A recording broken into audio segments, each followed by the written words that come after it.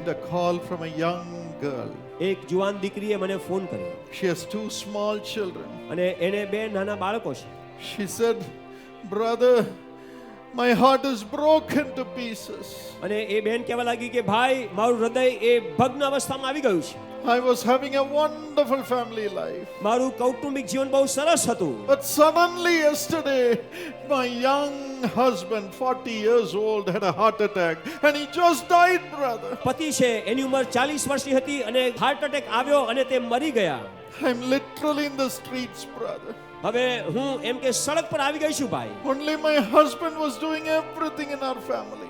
અમારા ઘરની અંદર બધું જ કામ મારો પતિ જ કરતો હતો. I have no other family, just my husband. મારા પતિ વગર બીજું કોઈ વ્યક્તિ મારી પાસે નથી. What am I going to do, brother? હે ભાઈ હવે હું શું કરીશ? What am I going to do?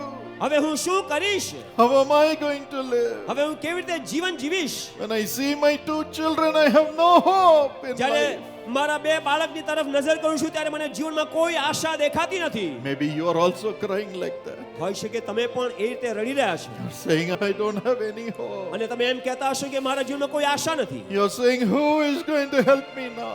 તમે કદાચ એમ કહેતા હશો હવે મને કોણ મદદ કરશે? But there's someone who is telling you, બધું કોઈ એક વ્યક્તિ તમને એવું કહે છે, come to me, my child. મારા સંતાન મારી પાસે આવો, Come to me. મારી પાસે આવો, Come to me. મારી પાસે આવો. I, Jesus, will give you peace. હું ઈસુ તને શાંત આપીશ. I will make a way for you in your life. હું તારા માટે જીવનમાં એક રસ્તો બતાવીશ. You have all come running to Jesus. અને તમે બધા જ્યારે ઈસુ પાસે દોડીને આવો, You have come running into the hands of Jesus. તમે ઈસુના હાથમાં દોડીને તમે આવો. Today He is taking over your life. આજે એ તમારા જીવનનો કબજો પોતાના હાથમાં લેવા માંગે છે. Jesus is taking over your life.